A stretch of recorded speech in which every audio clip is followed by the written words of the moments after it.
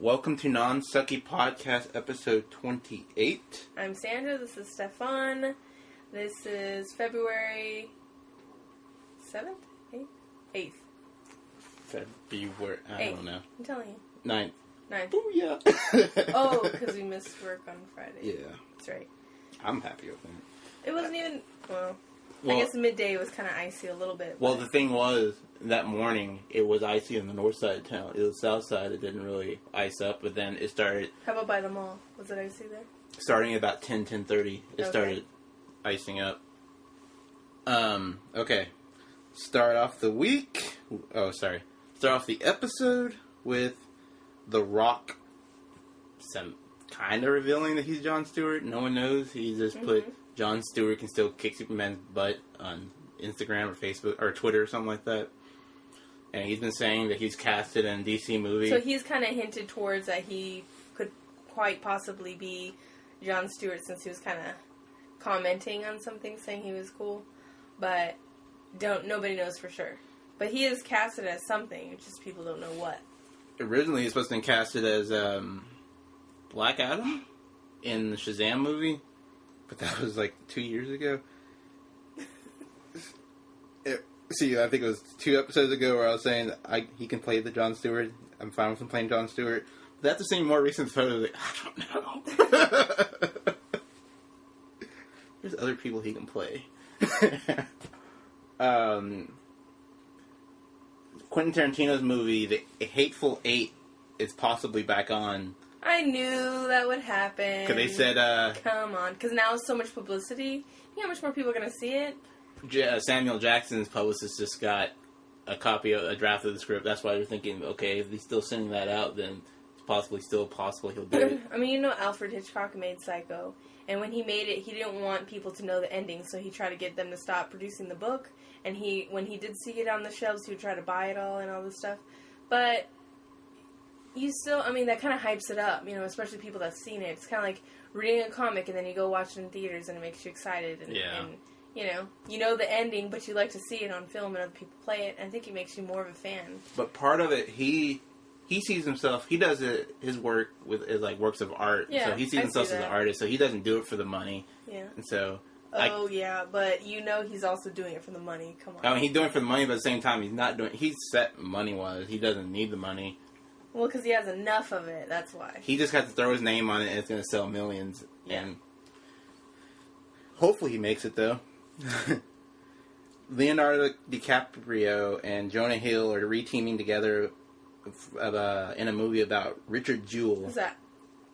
He is I don't know if he was a security guard or cop. I think a security guard who, during the 1996 Atlanta Olympics, who spotted the pipe bomb and evacuated most of the people out of the area. So not as many people got injured by it that would have. And then all of a sudden he started getting the blame for it, and he was accused of being the one that planted the bomb. And then they found the correct person like years later, and then kind of. I can't imagine in that. Yeah, I can't imagine getting blamed for something like that. You know, or like you've seen even family members getting blamed for somebody else's death. It's like you're already going through a hard time, and now you're getting blamed for it. Oh my god. Guilty until proven innocent. Yeah. So I'm guessing they're gonna have Jonah Hill play Richard Jewell, and they're probably Leonardo playing the prosecutor or cop or something. Yeah, I can see that. Fantastic Four reboot. Did we do the Wolf of Wall Street? We did. Yeah, that. we did. Yeah, that's true. Fox's Fantastic Four reboot. It's gonna be a series? No, it's gonna be an actual. It's gonna be a movie, but with Michael. With better actors. I think his name. What's his name? Is his name Michael B. Johnson? It's like Michael Johnson. Who's that? He is. What is he in? Oh, you ever seen Chronicle? No. Oh, he's the black guy in Chronicle, and they casted him as Johnny Storm, the Human Torch. And now there's talk of maybe having Doctor Doom being a female. Huh. Why are they doing that? I don't know. Like, I guess. Huh. That's a weird, Yeah, because they already have a woman in it. Usually they're trying to make it unbiased by having, if there's not a woman in it or a black person in it or something like that, they try to add them. So, I don't know why they would change the character up just for that purpose to have another female in it, or what? I don't know. So I'm guessing Johnny Storm is no longer going to be the brother of Sue Storm. Or maybe they could be sisters? See, maybe that's what it's about. Having sisters. Or no, probably going to have her be Reed Richards' ex-girlfriend, and then he marries Sue Storm, and then I guess that explains why she turns against the rest of them or something. Oh. This just sounds like all sorts of bad idea. And Bryan Singer, the director of Superman Returns, was kind of blaming the failure of the movie on it being targeted to women. Oh, you know what? I actually kind of liked it. So yeah, he was saying it was kind of targeted towards women.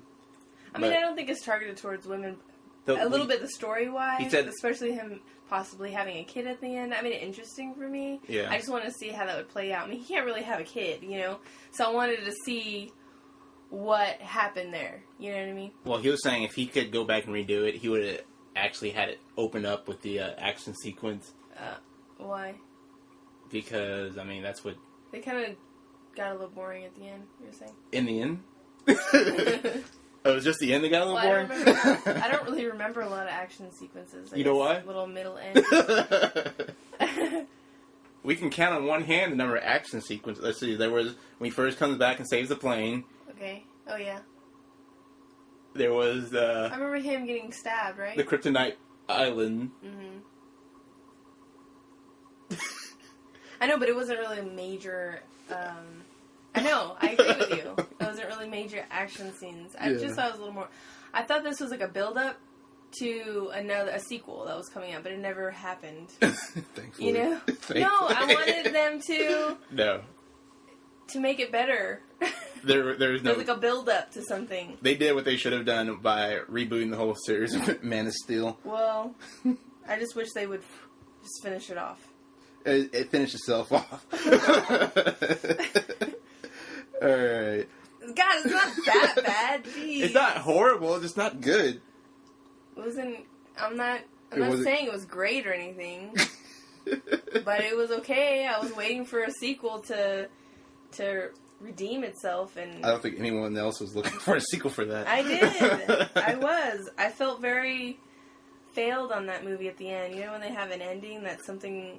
Okay, well, let me see the rest of it, and then it just ends. It very much felt like there needed to be a continuation, and maybe that was a build-up to a huge action sequence and all this stuff, and then somebody else's baby's daddy, like, A whole new Superboy series of movies.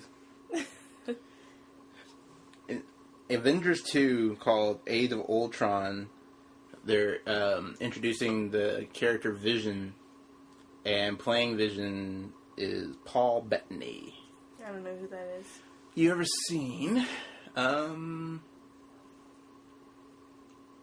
that movie, The Priest? Or Priest? Like the Vampire Slayer movie, Priest, like 2 years ago. No, I thought you were talking about... Isn't there like a priest... Okay. Aren't they making a new movie of that, actually? Like a comic book character? Preacher. The Preacher. Preacher, yeah. That's later on. Oh. Well, that's the only thing that I'm thinking of. Okay, let's talk I don't about know that. about Priest. No, just finish it off. I don't know what Priest is. Okay, you ever seen Da Vinci Code? He was the albino in the Da Vinci Code. I didn't see Da Vinci Code. You ever seen that musical that Heath Ledger was in that took place during medieval times? I forgot the name of it. That medieval musical that Heath Ledger starred in. Is it Les Miserables? Knight's Tale. A Knight's Tale. No. That was a musical? Yeah. Oh, maybe I'll watch it. you ever see any good movies? Sorry. Whatever. I'm sorry. I had to. A lot of these movies you probably even haven't seen, you just heard about, so... I've seen all the ones I mentioned. How about the one I mentioned? Which one did you mention? Les Miserables. Yeah, that's all right. Oh. Did you like it? Yeah, that's alright. There was a lot of singing. That was like the whole thing was a musical. Mm-hmm. It was really long, too. I don't like that type of music, so it's just not into it as much. But I really like the story a lot. I love the music for it. You did? Yeah. Some of the songs were good. I just think the singing throughout sometimes got a little bit...